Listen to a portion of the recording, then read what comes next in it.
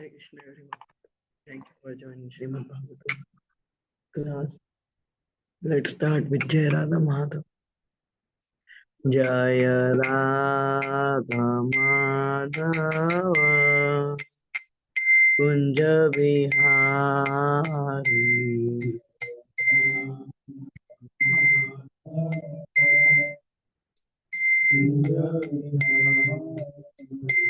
Jaya Radha Madhava Kunja Vihari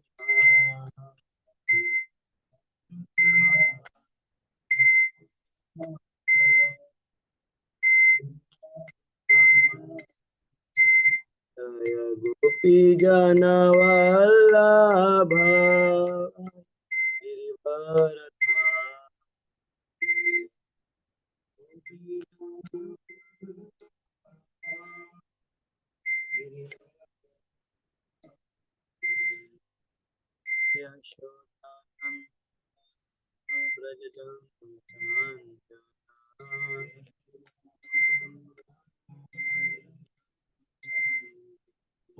Yashodanandana Jana Ranjana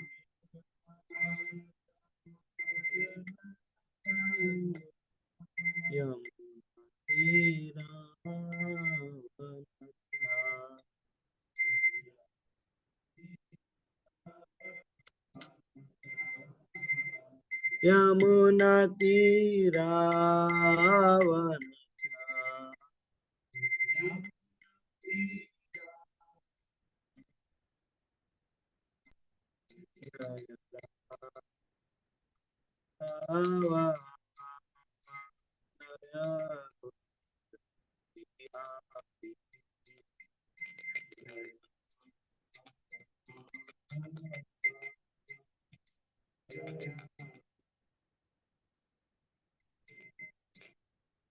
Hare Krishna, Hare Krishna,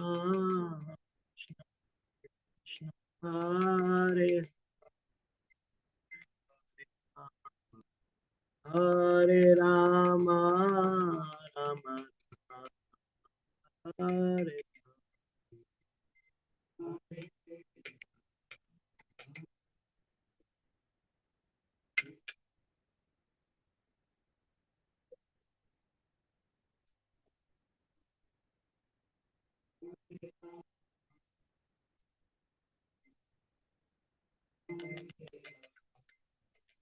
Hare Krishna, Hare Krishna, Krishna Krishna, Hare Hare Rama, Hare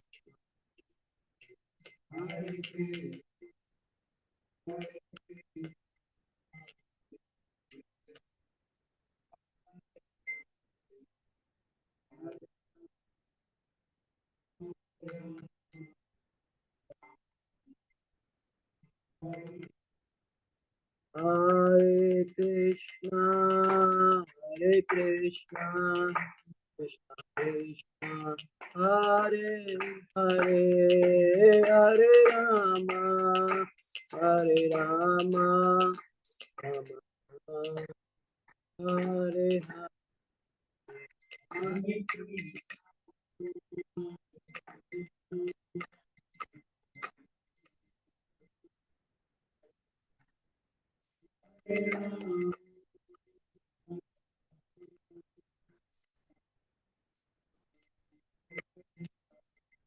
Hare Krishna, Krishna Krishna, Hare Hare Rama, Hare Rama, Rama Rama, Hare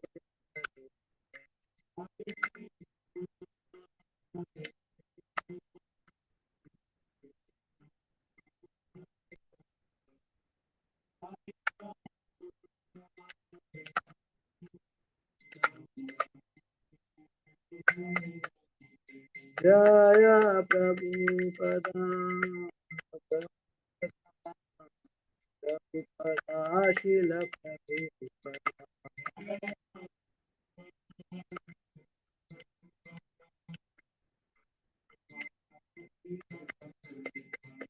Prabhupada, Prabhupada, Prabhupada, Jaya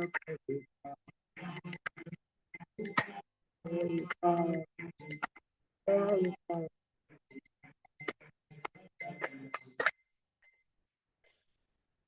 Jai Shri Prabhupada.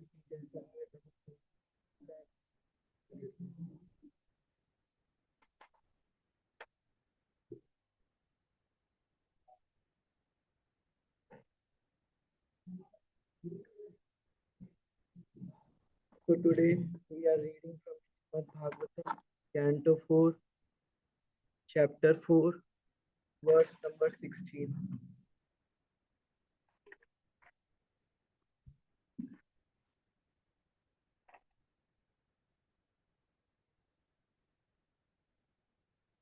Kim va shivakyam ashivam na vidustat anye. Kim va shivakyam ashivam na vidustvat anye. Brahmadayastam avakirya jata samshan.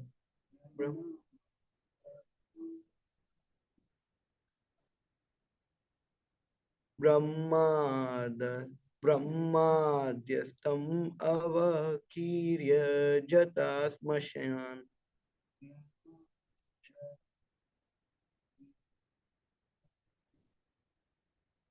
तन्माल्य भाष्मा रकपालि अवसत पिशाचे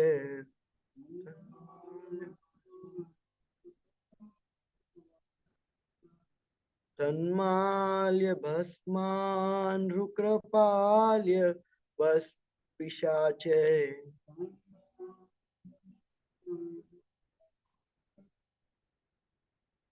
ये मूर्धभिर्दधातिताच चरान वस्ताम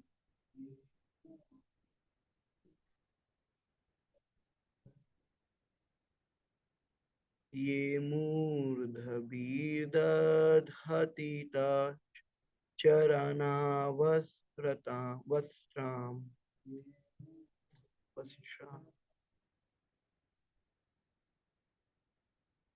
किं वा शिवाख्यम् अशिवं न विदुस्त्वद् अन्ये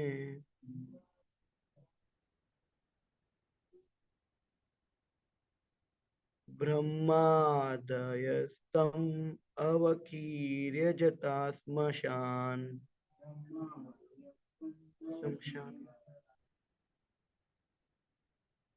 तन्माल्य भस्मान रक्कापलि अवसत् पिशाचेर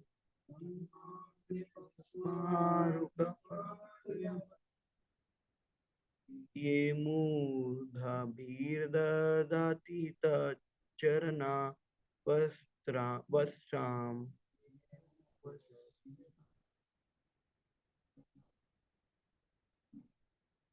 Anybody wants to recite?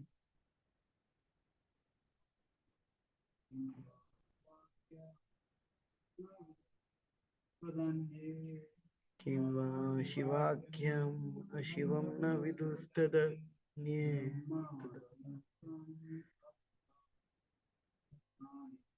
ब्रह्माद्यस्तत्त्वम् अधिकाचाने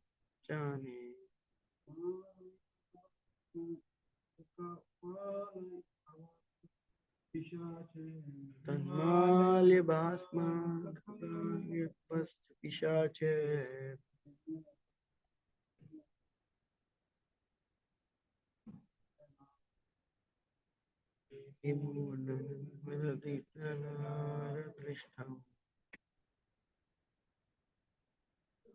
word to word translation. Kimva, whether Shiva Khyam, named Shiva, Ashivam, inauspicious, na vidhu, do not know, tvad anye, other than you, bhasma adhaya, brahma adhaya, Brahma and others, Tam, him, Lord Shiva, Avakirya, scattered, Jata, having twisted hair, Shamshane, in the crematorium, Tat Malya Bhasma Rikrapali, who is garlanded with human skull and smeared with ashes, Avasat, associated, Ishacher, with demons, Ye, Murdhabhi, with the head, the Dadhati, place, Tat Charana Avasratam, fallen from his lotus feet. Translation and purport by His Divine Grace A.C. Bhaktivedanta Swami Srila Prabhupada Ki Jai. Translation. Do you think that greater, more respectable personalities than you, such as Lord Brahma, do not know this inauspicious person who goes under the name Lord Shiva? He associates with the demons in the crematorium.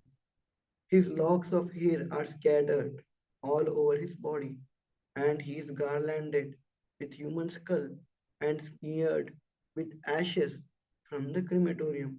But in spite of all these inauspicious qualities, great personalities like Brahma honor him by accepting the flowers offered to his lotus feet and placing them with great respect on their heads. Purport. It is useless to condemn a great personality like Lord Shiva, and this is being stated by his wife Sati to establish the supremacy of her husband.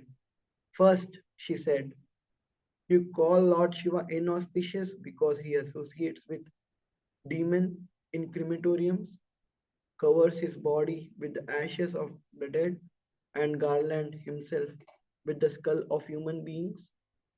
You have shown so many defects, but you do not know that his position is always transcendent. Although he appears inauspicious, why do personalities like Brahma respect the dust of his lotus feet and place on their head with great respect those very garlands which are condemned by you? Since Sati was a chaste woman and the wife of Lord Shiva, it was her duty to establish the elevated position of Lord Shiva, not only by sentiment, but by facts. Lord Shiva is not an ordinary living entity. This is the conclusion of Vedic scriptures. He is neither on the level of Supreme Personality of Godhead nor on the level of the ordinary living entity. Brahma is in almost all cases an ordinary living entity. Sometimes, when there is no ordinary living entity available, the post of Brahma is occupied by the expansion of Lord Vishnu. But generally, this post is occupied by a greatly pious living entity within this universe. Thus, Lord Shiva's position is constitutionally higher than that of Lord Brahma.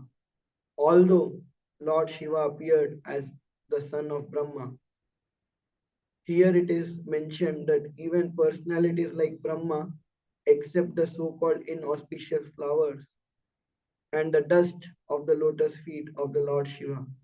Great sages like Marichi, Atri, Bhrigu, and the other among the nine great sages who are descendants of Brahma also respects Lord Shiva in such a way because they all know that Lord Shiva is not an ordinary living entity. In many Puranas, It is sometimes asserted that a demigod is elevated to such a high position that he is almost on an equal level with the Supreme Personality of Godhead. But the conclusion that Lord Vishnu is the Supreme Personality of Godhead is confirmed in every scripture. Lord Shiva is described in the Brahma Samhita to be like curd or yogurt. Curd is not different from milk, since milk is transformed into curd. In one sense, curd is also milk. Similarly, Lord Shiva is in one sense the Supreme Personality of Godhead, but in another sense, he is not. Just as a curd is milk, although we have to distinguish between the two. These descriptions are in the Vedic literature. Whenever we find that a demigod occupies a position apparently more elevated than that of the Supreme Personality of Godhead, it is just to draw the devotee's attention to that particular demigod. It is also stated in Bhagavad Gita 9.25 that if one wants to worship a particular demigod, the Supreme Personality of Godhead, who is sitting in everyone's heart, gives one greater and greater attachment for that demigod, so that one may be elevated to the demigod's abode. Yanti Deva Vrata Devan. By worshipping demigods, one can elevate himself to the abode of the demigods. Similarly, by worshipping the Supreme Personality of Godhead, one can be elevated to the spiritual kingdom. This is stated in different places in Vedic literature. Here, Lord Shiva is praised by Sati, partially due to her personal respect for Lord Shiva, since he is her husband, and partially due to his exalted position, which exceeds that of ordinary living entity, even Lord Brahma. The position of Lord Shiva is accepted by Lord Brahma. So Daksha, Sati's father, should also recognize him. That was the point of Sati's statement. She did not actually come to her father's house.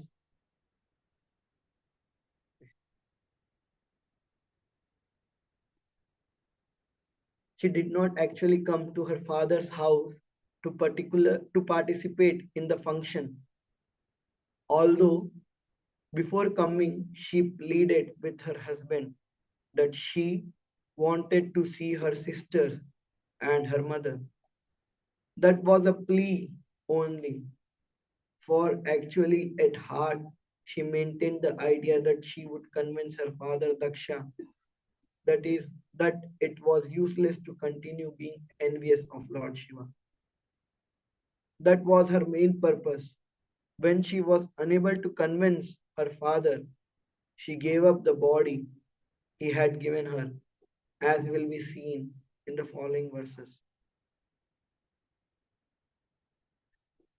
ॐ अज्ञानतिमिरान्धस्य ज्ञानाञ्जनशलाकया चक्षुरुन्मिलितं येन तस्मै श्रीगुरवे नमः श्रीचैतन्यमनोभीष्टं स्थापितं येन भूतले स्वयं रूप कदा मह्यं ददाति स्वपदान्तिकं वन्देऽहं श्रीगुरो श्रीयुतापदकमलं श्रीगुरोन् वैष्णवांश्च श्रीरूपं साग्रजातां सहगना तं सजीवं साद्वैतं सावधूतं परिजनासहितं कृष्णचैतन्यदेवं Shri Radha कृष्णपादान् सहगना Lalita श्रीविशाखान्वितांश्च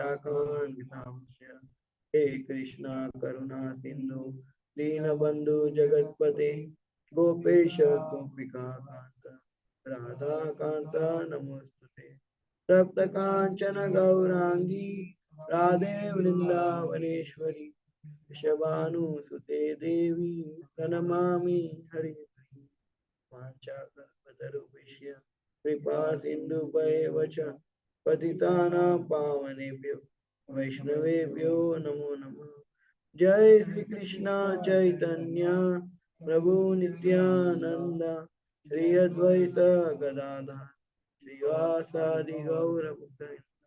Hare Krishna, Hare Krishna, Krishna Krishna, Hare Hare, Hare Rama, Hare Rama, Rama Rama, Karoti Vacharam, Pangum Langayate Giri, Yat Kripatamaham, Shri Guru Dinatarina, Paramanandam Madhavam, Shri Chaitanya, Hare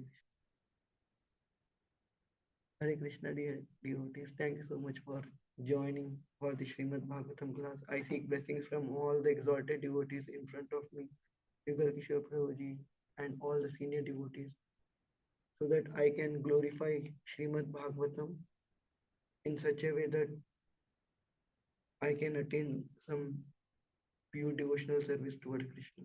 Hare Krishna. So, in today's purport, Srila Prabhupada is speaking about Lord Shiva's position, and Srila Prabhupada is speaking about living entities position, and Srila Prabhupada is also speaking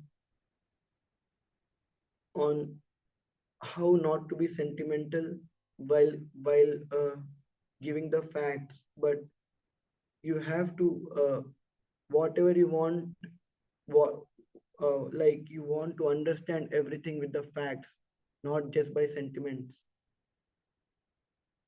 This is very important point, that not being sentimental.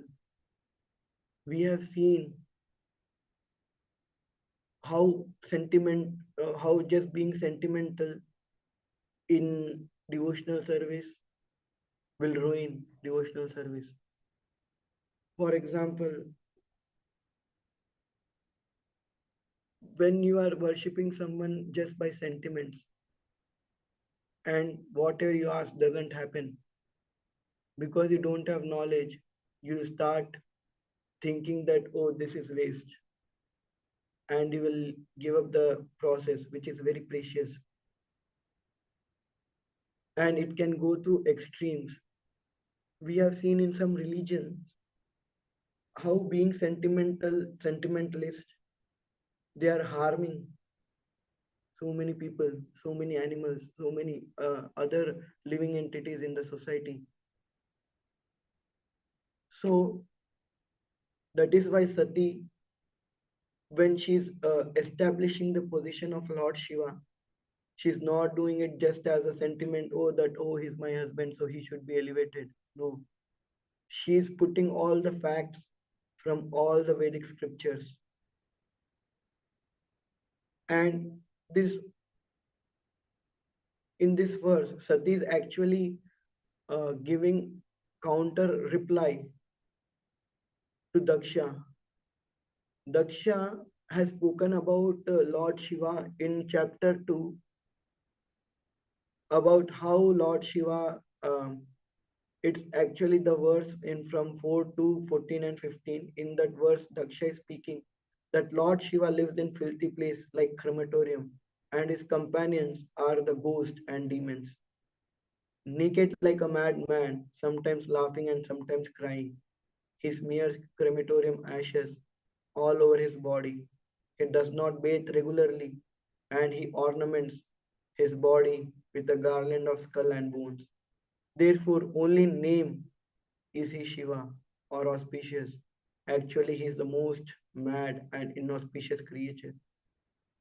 Thus, he is very dear to crazy beings in the gross mode of ignorance, and he is their leader. So, this is what Daksha said in in the second chapter, and then to counteract that that reply of Daksha, Sati is replying in this way by putting scriptures as a basis. So when an ordinary living entity start thinking that he's Ishwar, he's controller, and then somebody in the audience doesn't respect him, then naturally he will become envious. This happens because we think that we are this body. Because of our this envious nature only we came to this material world,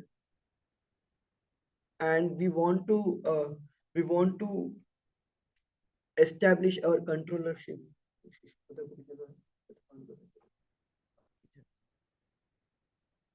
Because of our envious nature, our nature that we wanted to be independent of Krishna and we want to be a controller, we came to this material world.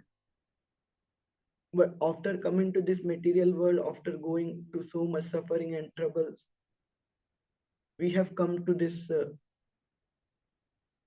knowledge.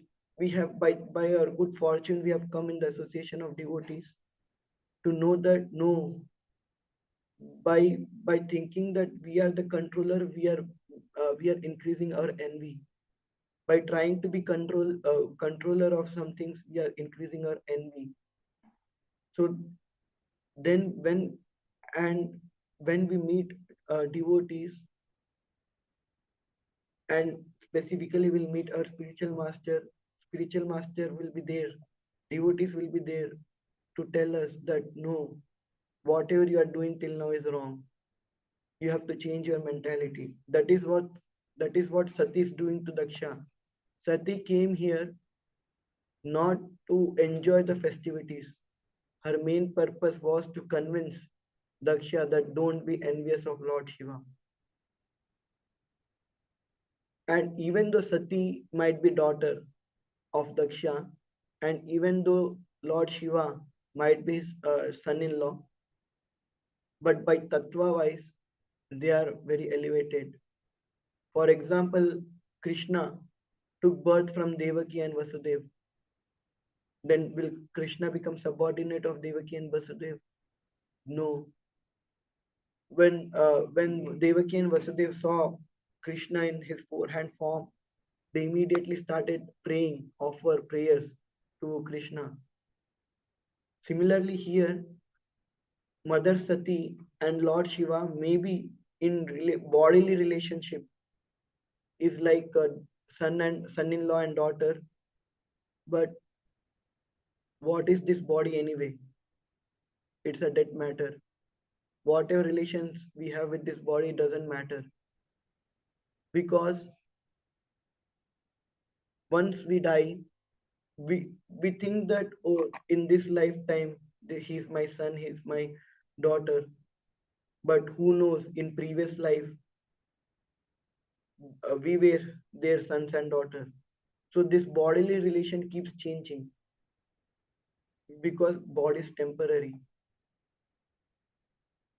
And then when we as as we say that we cannot say by looking at a child that whether he's a junior to us. They might be very exalted because they must be performing devotional service from their so many lifetimes. For example, Sukhdev Goswami was son of Vyasdev, but was he just a child? No, he was very exalted. He's considered as a parrot of Radharani. So he's very exalted personality. So bodily relation doesn't matter. We might not know what other person is and what is this body anyway. For example, me and Shamkishore Prabhuji were discussing just 2 days ago that body is is like a dead matter only. Actually, if we see, if we analyze our body, so uh, when there is no soul in the body, if you cut the body into pieces, will the body cry in pain? Will the body cry for mother and father? Will the body cry for relationship? No. So and then When there is a soul, if somebody cuts your finger, you are feeling pain. You are feeling like you are in some relationship with someone. So if you really analyze what is this feeling is for the body. Actually, body doesn't have any feeling. This feeling is because of the subtle body of the soul. And what is the main ingredient in the subtle body? Ego and mind. So this feeling is only for the ego and mind. So there is it. This is so body is just a machine. For example, if you want to cut vegetables, you cannot cut with your hand. You need a knife. So actually, just knife is an instrument. So similarly, body is also just an instrument, a dead instrument, and only soul is emanating the body. So when you attach yourself with the body, then it's like you're attaching yourself with that knife. When you attach yourself with that knife, if the knife becomes blunt, still you want to use that knife. And whatever purpose you want to cut vegetable, you cannot cut because you are attached. Instead of that, you throw that knife and take another sharp knife. So similarly, our soul, when it is attached to our body, at the time when the time comes to throw this blunt body, soul will it will give so much pain, not to soul, to our mind and to our ego. So when we are envious, that means our attachment is very high.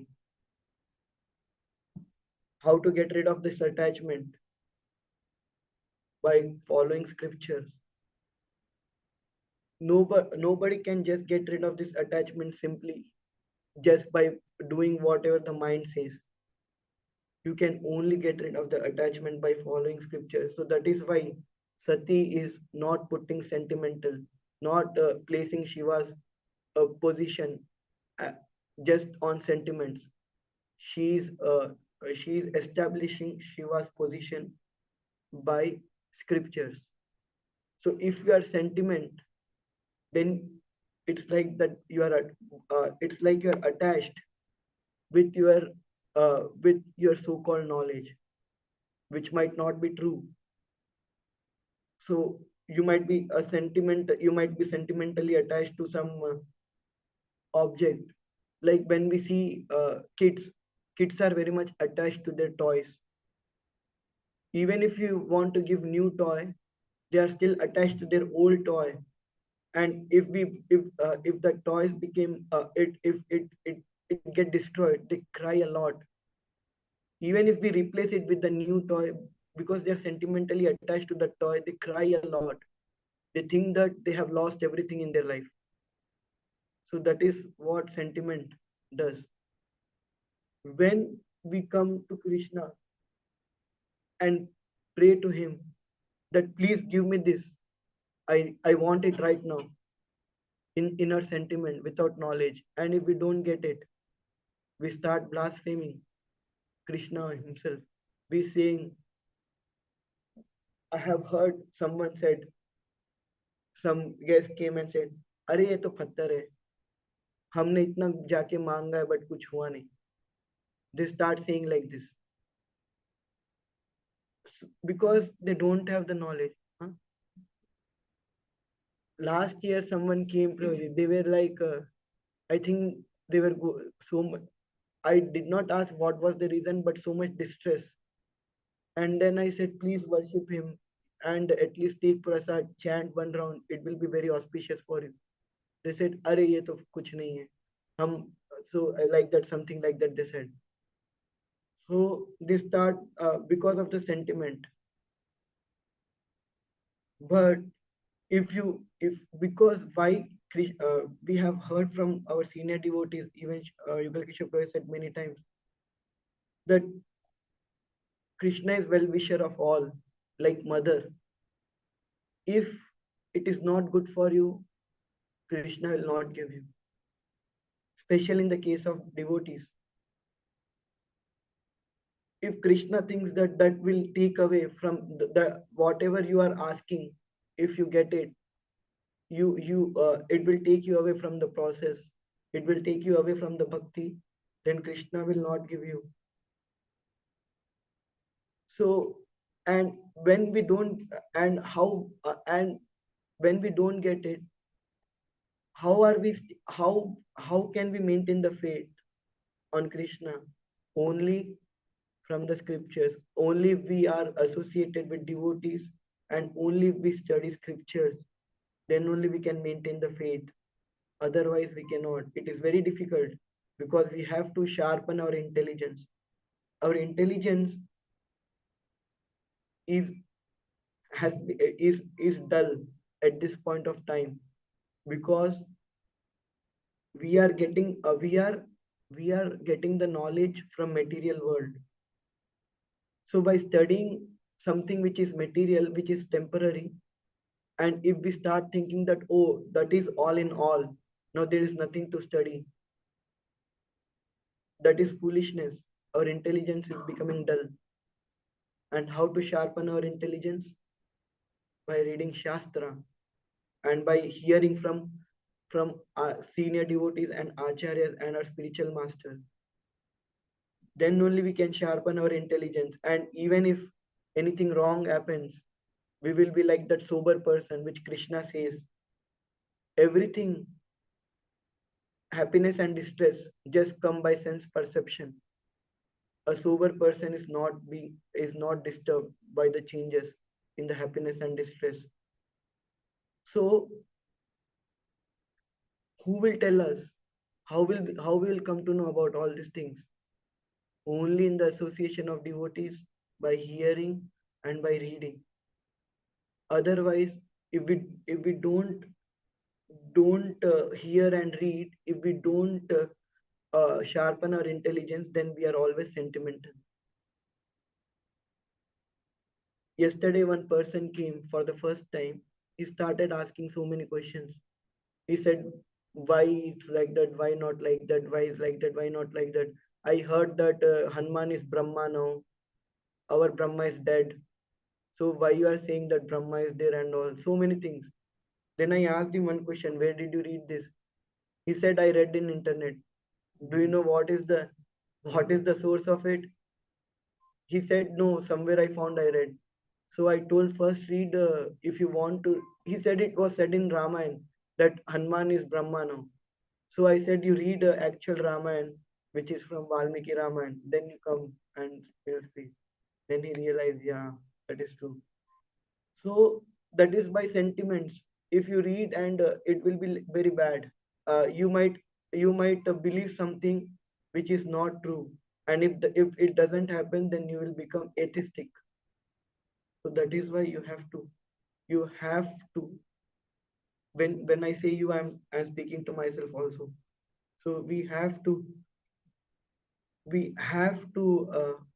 in the association of devotees study scriptures and hear about supreme personality of God, and and try to establish his position by the facts from the scripture. And then in that way, when we in association we read, then there is a possibility that we will come out of our anarthas, lust, anger, greed, envy, pride, and ego. Otherwise, there is no other way. People might think that, oh, I'll do some breathing exercise and I can calm my mind. That is not possible.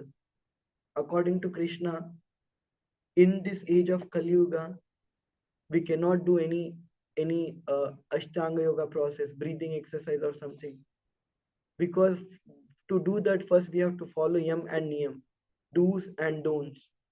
And how many of us are following do's and don'ts? Not even 1%. If you cannot follow do's and don'ts properly, then you cannot go to third step, which is asana, and then you cannot go to pranayam. Even if you do artificially, it is not going to help you a lot. It is just maybe your health might improve, But what is the health again? It is related to body.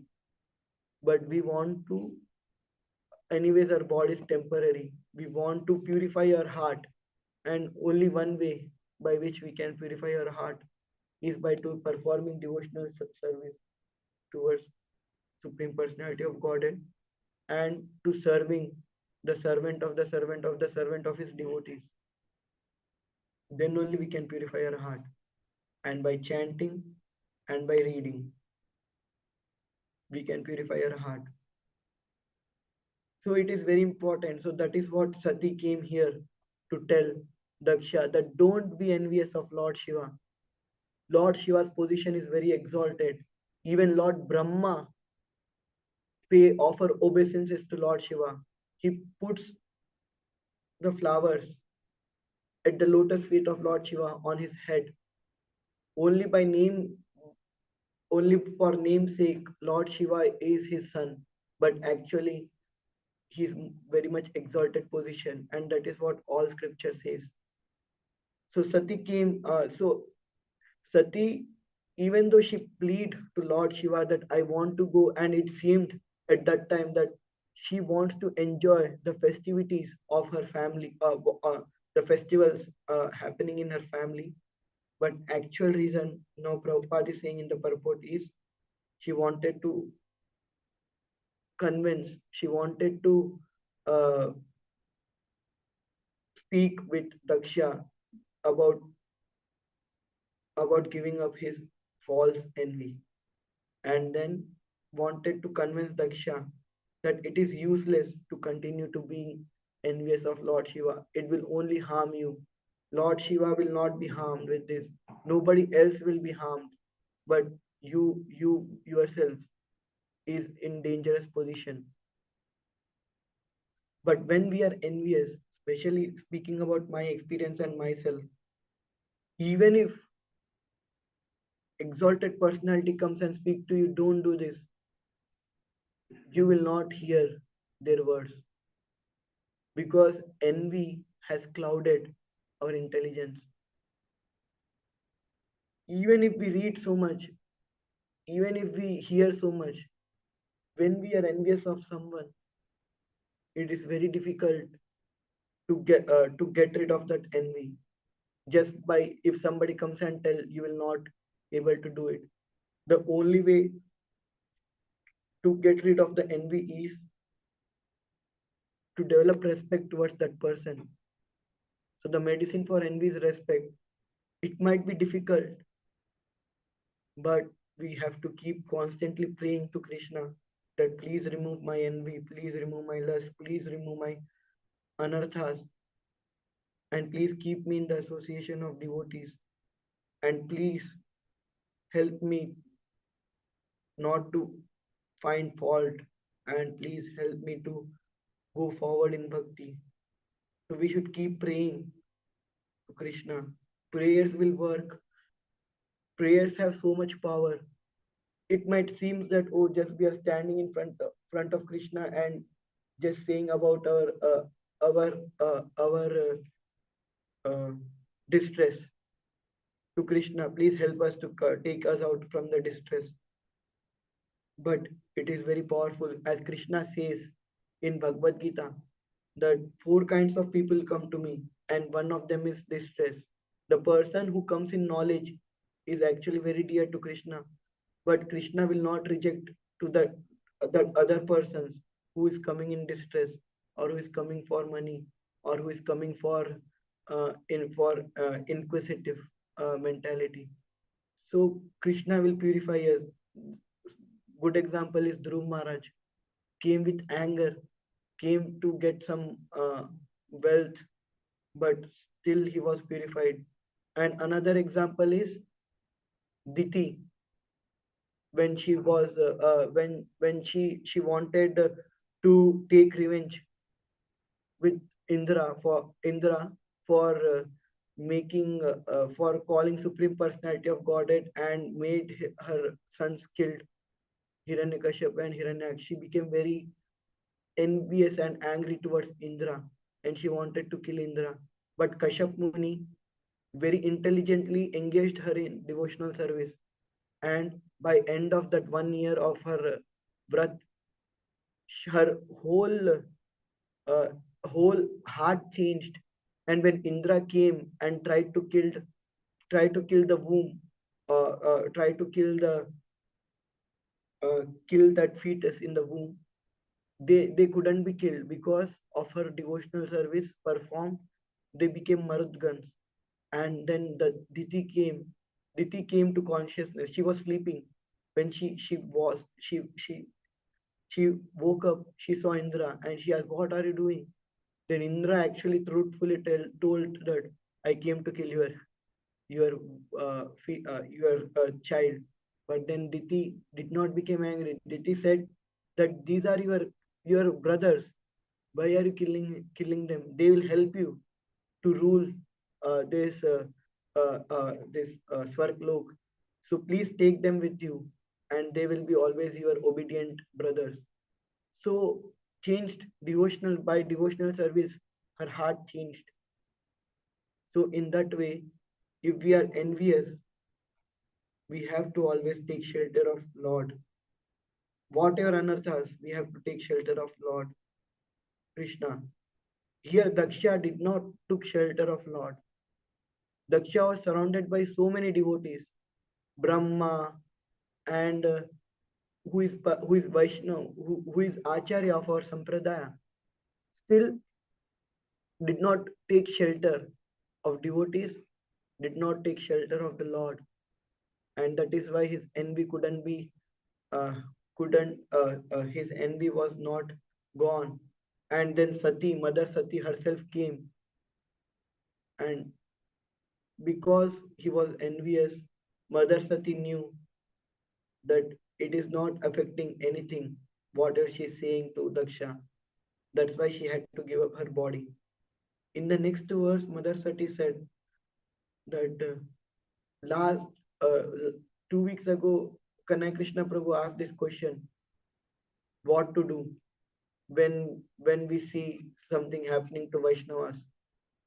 So Mother Sati is speaking in the next verse. She said that if one hears an irresponsible person blasphemy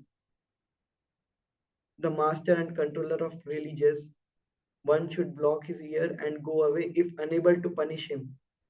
But if one is able to kill, then one should be forced cut out the blasphemer's tongue and kill the offender. And after that, one should give up his body. So that is what Mother Sati is saying.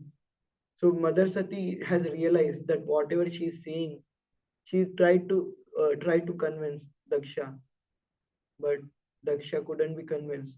That is why Mother Sati gave up her body. So the only way to get rid of our envy or our anarthas, even though staying in the association, still we have to take shelter of devotees and Krishna. Otherwise, externally we might be associating, but internally our envy is growing more and more and more. And it is very it and a time will come with that when we will not even realize that it has taken over us, and we start offending everyone, and and we start justifying, as Daksha here justified, that I'm not speaking, I'm not cursing Shiva out of my envy. So we start justifying, and we will not know, other devotees will know. So that is why it's better to take humble position and to take shelter. That will that will help us to go very long way, instead of trying to be trying to show others that, oh, I'm very elevated, and internally struggling a lot. So that is very important. So that is what I wanted to speak today. Whatever I could, I heard from all the devotees I spoke. Please pray for me that I can follow whatever I'm hearing. Thank you so much. Hare Krishna. Yes. Thank you, Guru. One question. This body is temporary. This world is temporary. but it's real. So we can use this body as a vehicle to purify our heart and attain our real self. So isn't neglecting body is also a sentiment? Neglecting body. Yeah. Yeah, we should not. It is said in scriptures. Krishna also says in Bhagavad Gita, one should not eat more, one should not eat less, one should eat enough. One should only try to maintain the body so that they can perform devotional service. Narad Muni, when he met Dhruv Maharaj, Narad Muni gave instruction to Dhruv Maharaj. Narad Muni did not say Dhruv Maharaj that don't eat, don't drink, only perform devotional service. Narad Muni, while giving instruction, he gave all the detailed instruction. In that, one instruction was eat only whatever is available to you. Don't try to go out in search of food and eat. Don't try to cook food and eat. Eat whatever is available to you. So that's what Narad Muni said. And Narad Muni also said to Mrigari, that don't worry about eating. Just perform devotional service. You will get sufficient amount of food you require. So all the acharya says that you should not neglect your body, but you should just maintain your body so that it will help you to perform devotional service. If you over maintain your body, over maintain in the sense I'm speaking, if you do some overeating or something, it will not help you in doing devotional service. You will become lazy. If you don't eat sufficiently, that will also not help you to do devotional service, because you will become weak and your mind is there to trouble you in both the situations. So you have to maintain your body by giving enough to your body. So never neglect your body. So yeah, it is sentimental. Without your knowledge, you are neglecting your body. So because you don't have knowledge, what acharyas are saying, what Krishna is saying, you are trying to neglect your body. But if you have this knowledge that Krishna himself spoke to maintain the body, acharyas were speaking to maintain the body, then you will not neglect it. You will follow what acharyas say. So in one sense, I can say it is sentimental. But Prabhuji can add more if you.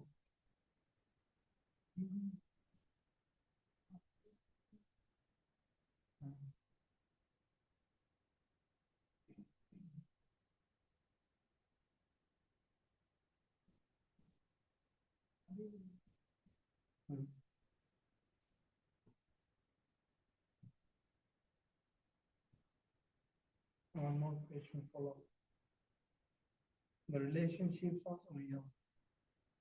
So I mean it's temporary, but they're real. So relationship with the devotees, we need to maintain nicely with the relationship with them, family, the address. We have to maintain. Otherwise, no. So we cannot be again in sentiment that is temporary. Because we are not impersonal, yes. We are the devotee. There's a person. So is it right? So we have not. You said actually you answered your question. What I think, Pravi. So sentimentally not being attached to relationship. The problem is that we are sentimentally attached in a relationship.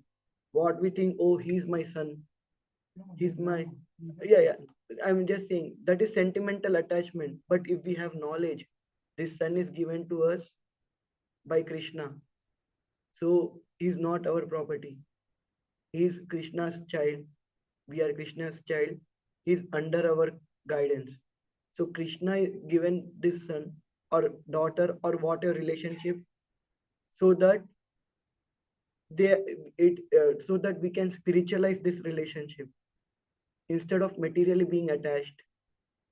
Especially devotees gen- got this knowledge in the association of devotees, that what is a relationship, what is a relationship between husband and wife, what is a relationship between son daughter and father mother. So through devotees, when before coming in association of devotees,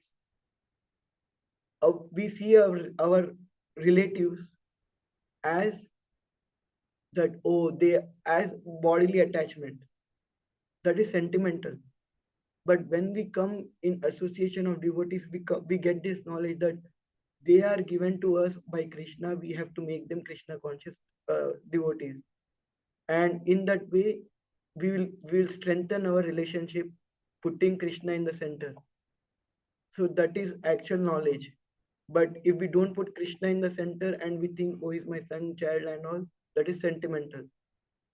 So that is why having sentimental connection with the family member is binding us to this material world. This will get you back. We'll take birth again and again and again. This time we are men, other life we will be women. But when we put Krishna in the center, 100%, not just not just like for some time, we do devotional service together, then other time we'll go to some some material parties and all. So not 100% Krishna conscious. If we be 100% Krishna conscious by putting Krishna in the center in relationship also, then that will be liberating. We have this example, Divyati Prabhu Nain Sundari Mataji. So Krishna conscious, Krishna was in the center of their relationship. And then when Sundari Mataji left the body, she went back to God. Radhanath Swami Maharaj said, and because Divyati Prabhu is attached, he was attached to a pure devotee now. So that is with the knowledge that Krishna is the center. But if Krishna is not in the center, whatever we have a attachment to our relatives, that is sentimental. So that is what I can say. Please correct me for you.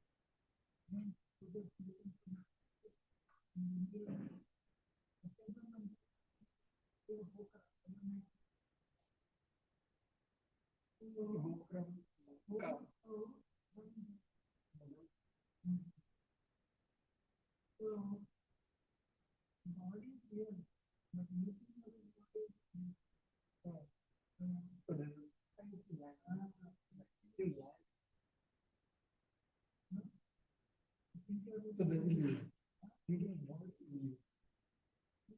yeah. But we are in the body. We are in the body.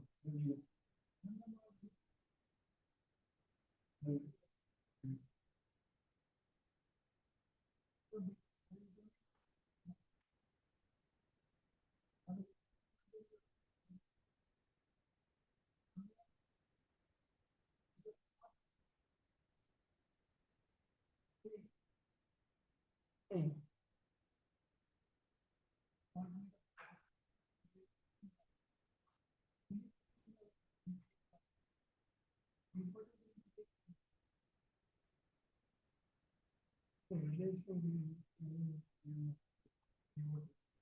real.